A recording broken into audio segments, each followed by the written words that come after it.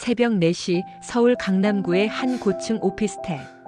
민주는 침대 끝에 걸터앉아 떨리는 손으로 휴대폰을 내려다보았다.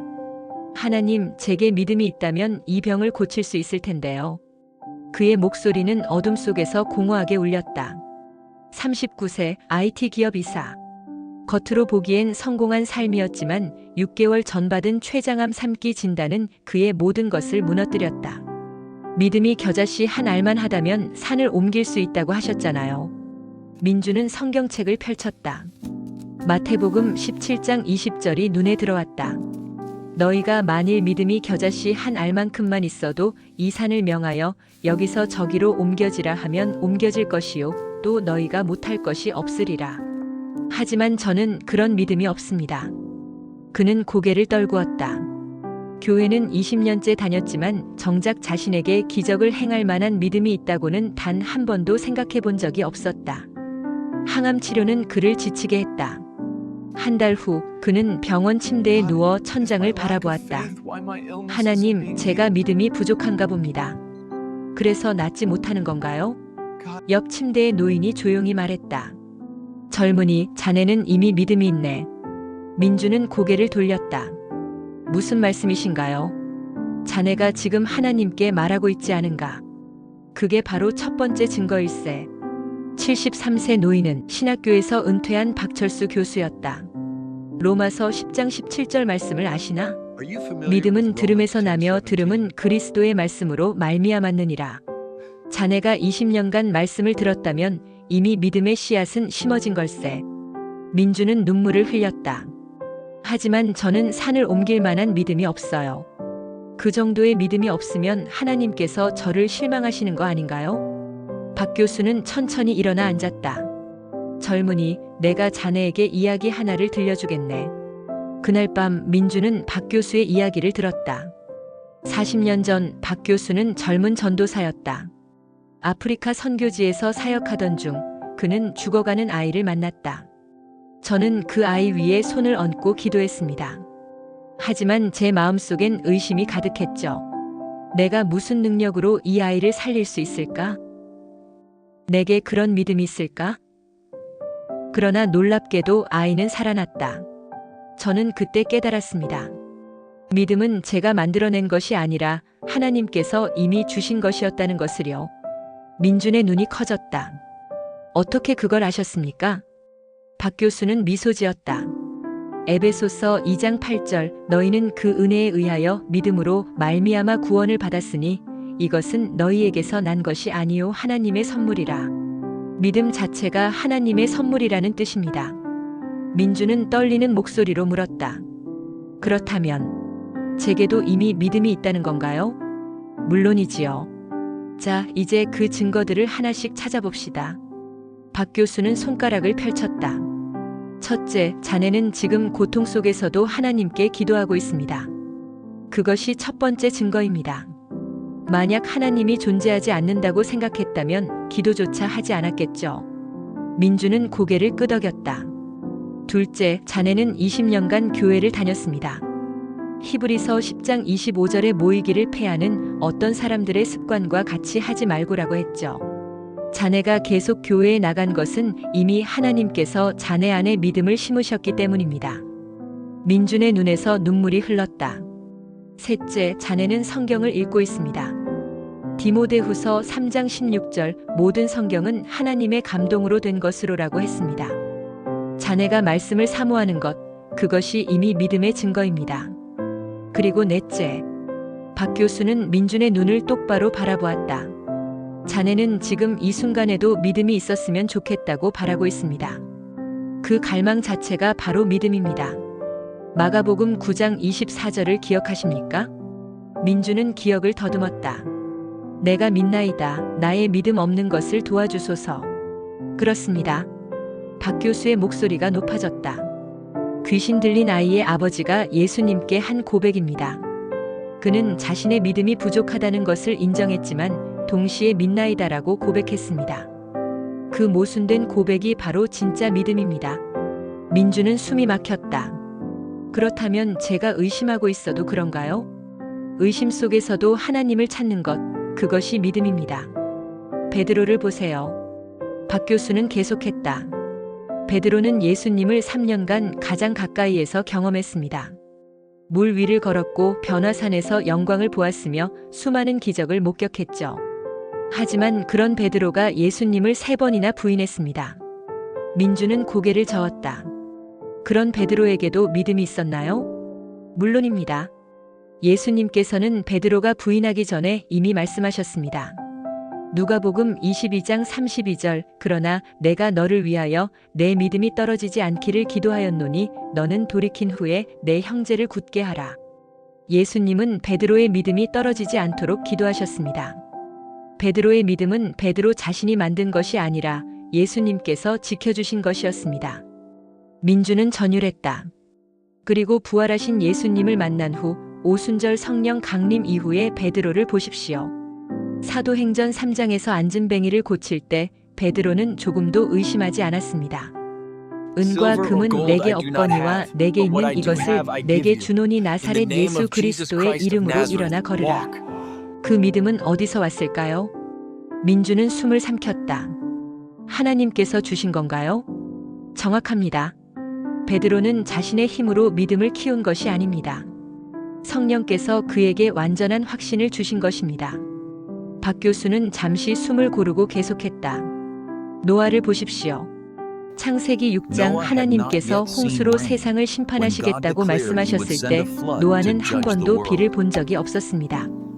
히브리서 11장 7절 믿음으로 노아는 아직 보이지 않는 일에 경고하심을 받아 경외함으로 방주를 준비하여 그 집을 구원하였으니 노아의 믿음은 무엇을 보고 생긴 것이 아니었습니다. 하나님의 말씀을 듣고 그 말씀을 신뢰했기에 생긴 믿음이었습니다. 그리고 그 믿음조차 하나님께서 주신 것입니다. 민주는 고개를 숙였다. 그렇다면 하나님께서는 제게 어느 정도의 믿음을 원하시는 걸까요? 겨자씨만 한 믿음? 아니면 산을 옮기는 믿음? 베드로처럼 의심 없는 믿음? 노아처럼 완벽한 순종? 박 교수는 천천히 말했다. 하나님께서 원하시는 것은 단 하나입니다. 자네가 이미 받은 그 믿음을 인정하고 사용하는 것입니다. 민주는 눈을 크게 떴다. 그게 무슨 뜻인지 모르겠습니다. 마태복음 25장 달란트 비유를 기억하십니까? 주인이 종들에게 각각 능력대로 5달란트, 2달란트, 1달란트를 주었습니다. 하나님께서는 우리 각자에게 이미 믿음을 주셨습니다. 그 믿음의 크기는 사람마다 다를 수 있습니다. 하지만 중요한 것은 그 믿음을 땅에 묻지 않고 사용하는 것입니다. 민주는 떨렸다. 제게도 이미 믿음이 있다는 건가요? 물론입니다. 로마서 12장 3절을 보십시오. 하나님께서 각 사람에게 나누어 주신 믿음의 분량대로 지혜롭게 생각하라. 하나님께서는 이미 각 사람에게 믿음을 나누어 주셨습니다. 문제는 우리가 그것을 인정하지 못하고 사용하지 못한다는 것입니다. 민준의 얼굴이 환해졌다. 그렇다면 제가 이 병 앞에서도 믿음을 행할 수 있을까요? 하나님께서 자네에게 주신 믿음으로 기도하십시오. 큰 믿음을 가지려고 애쓰지 마십시오. 지금 자네가 가진 믿음, 그것이면 충분합니다. 예수님께서 말씀하셨습니다. 마태복음 9장 29절, 너희 믿음대로 되리라. 산을 옮기는 믿음이 아니어도 됩니다. 지금 자네 안에 있는 그 믿음, 하나님을 향한 그 간절함, 그것으로 기도하십시오. 민주는 침대에서 일어나 무릎을 꿇었다. 하나님, 이제 알겠습니다. 제게 이미 믿음을 주셨다는 것을요. 제가 그것을 몰랐을 뿐이라는 것을요. 그날 밤 민주는 평생 처음으로 진짜 믿음으로 기도했다. 크고 위대한 믿음이 아니었다. 그저 하나님께서 이미 자신에게 주신 그 믿음을 인정하고 그 믿음으로 간구했다. 3개월 후 민주는 병원을 찾아가 담당 의사의 소견을 듣고 있다. 담당 의사는 믿을 수 없다는 표정으로 CT 사진을 보여주었다. 종양이 80% 이상 줄었습니다. 의학적으로 설명하기 어려운 경우입니다. 민주는 눈물을 흘렸다. 하나님 감사합니다. 73세 박 교수는 민준의 어깨를 잡으며 말했다. 젊은이 기억하십시오. 기적은 자네의 믿음이 커서 일어난 것이 아닙니다. 하나님께서 이미 자네에게 주신 믿음을 자네가 사용했기 때문입니다. 그리고 하나님께서 자네를 사랑하시기 때문입니다. 민주는 고개를 끄덕였다. 그는 이제 알았다.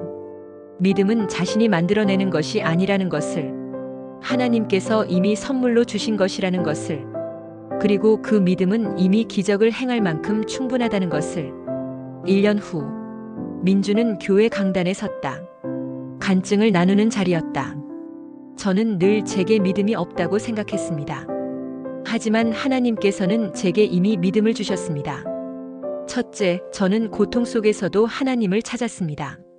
그것이 믿음의 첫 번째 증거였습니다. 둘째, 저는 20년간 교회를 다녔습니다. 그 자체가 하나님께서 제 안에 믿음을 심으셨다는 증거였습니다. 셋째, 저는 성경을 읽었습니다. 말씀을 사모하는 것이 믿음의 증거였습니다. 넷째, 저는 믿음을 갈망했습니다. 그 갈망 자체가 이미 믿음이었습니다. 회중들이 눈물을 흘렸다. 여러분, 민준의 목소리가 떨렸다. 하나님께서는 여러분에게도 이미 믿음을 주셨습니다. 에베소서 2장 8절, 너희는 그 은혜에 의하여 믿음으로 말미암아 구원을 받았으니 이것은 너희에게서 난 것이 아니요 하나님의 선물이라. 로마서 12장 3절, 하나님께서 각 사람에게 나누어 주신 믿음의 분량대로 지혜롭게 생각하라. 여러분이 지금 이 자리에 앉아 있다는 것, 여러분이 하나님을 찾는다는 것, 여러분이 말씀을 듣고 있다는 것, 그 모든 것이 이미 여러분 안에 믿음이 있다는 증거입니다. 사람들이 일어서서 박수를 쳤다. 민주는 강단에서 내려와 박 교수를 안았다. 교수님 감사합니다. 제게 진짜 믿음이 무엇인지 가르쳐 주셨어요. 박 교수는 미소 지었다. 아니네 젊은이. 자네는 이미 알고 있었네. 다만 그것을 깨닫지 못했을 뿐이지. 하나님께서 이미 자네에게 주신 것을 말일세. 민주는 고개를 끄덕였다. 그는 이제 확신했다. 하나님께서 원하시는 믿음은 우리가 스스로 만들어내는 거대한 믿음이 아니라는 것을, 이미 우리에게 주신 그 믿음을 인정하고 사용하는 것이라는 것을. 베드로도 노아도 모든 믿음의 사람들도 결국 하나님께서 주신 믿음으로 살았다는 것을, 그리고 그 믿음은 이미 기적을 행할 만큼 충분하다는 것을. 5년이 흘렀다. 민주는 완전히 회복되었고 지금은 암 환자들을 위한 신앙 상담 사역을 하고 있다. 병원을 방문할 때마다 그는 환자들에게 말한다. 하나님께서는 이미 당신에게 믿음을 주셨습니다. 당신이 지금 이 순간에도 하나님을 찾고 있다면 그것이 증거입니다. 당신이 기도하고 있다면 그것이 증거입니다. 당신이 말씀을 사모한다면 그것이 증거입니다. 당신이 믿음을 원한다면 그 갈망 자체가 이미 믿음입니다. 이제 그 믿음을 사용하십시오. 크게 만들려고 애쓰지 마십시오. 하나님께서 이미 주신 그 믿음, 그것으로 충분합니다. 왜냐하면 하나님께서는 우리에게 이미 기적을 행할 만큼의 믿음을 주셨고 그것이 바로 하나님께서 우리에게 원하시는 믿음이기 때문입니다. 오늘도 민주는 새로운 환자를 만난다.